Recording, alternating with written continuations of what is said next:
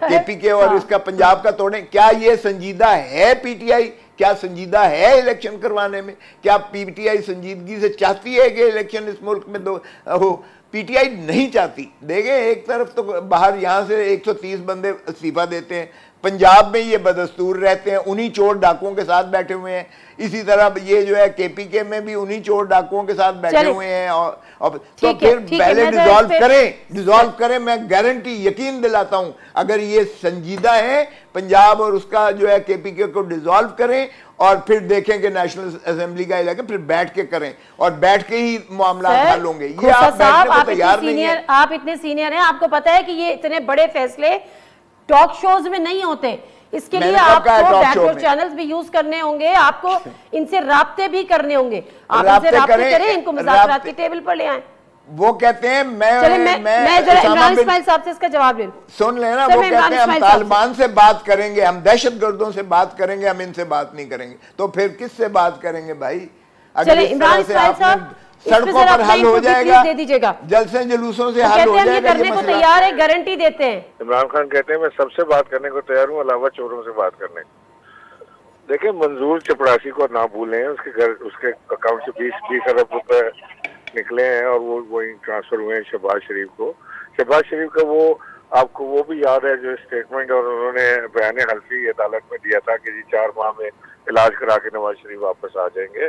और आज जिस तरह ये इतनी इज्जत और एहतराम के साथ और तकरीम के साथ नवाज शरीफ और शहबाज शरीफ को ये बात कर रहे हैं खोसा साहब, ये कल यही खोसा साहब उनको गालियां देते थे कि ये चोर हैं, इनका पेट फाड़ के पैसे निकालेंगे, इनको रोडों पे घसीटेंगे। ये सारे एक दूसरे के लिए यही लोग बात करते थे। तो ये कौम भूलने वाली नहीं है।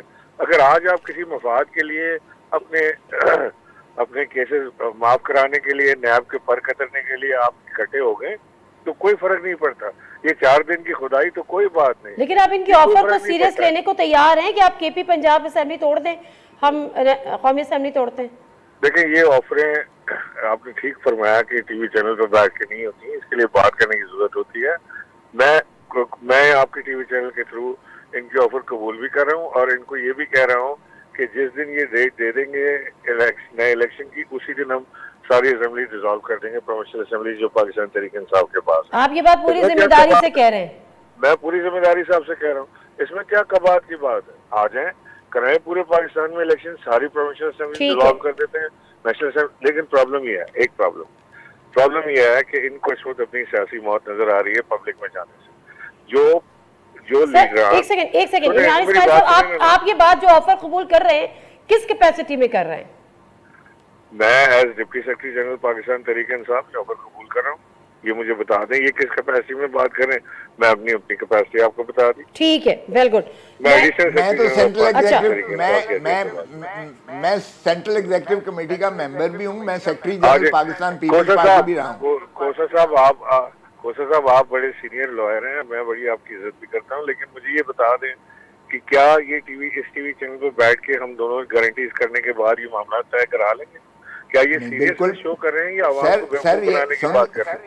अगर तो सीरियसनेस है तो सुने ना मेरी बात, खोसा साहब मेरी बात आप भी मेरी बात जरा सुन लेना। आपने इतना बड़ा चार्जशीट लगाया है हमारे खिलाफ कि हम एक दूसरे को गालियां देते थे। आप बताएं, आपने पंजाब का सबसे बड़ा डाकू जिसे कहा, उसको चीफ मिनिस्टर आपने बनाया हुआ है। सर ये तो सियासी बयानात होते हैं। माजरत के साथ खोसा साहब, आप कहते थे ये जो कातिल लीग है और फिर आपने डिप्टी प्राइम मिनिस्टर बनाया था, तो ये सब चीजें तो सबके बयान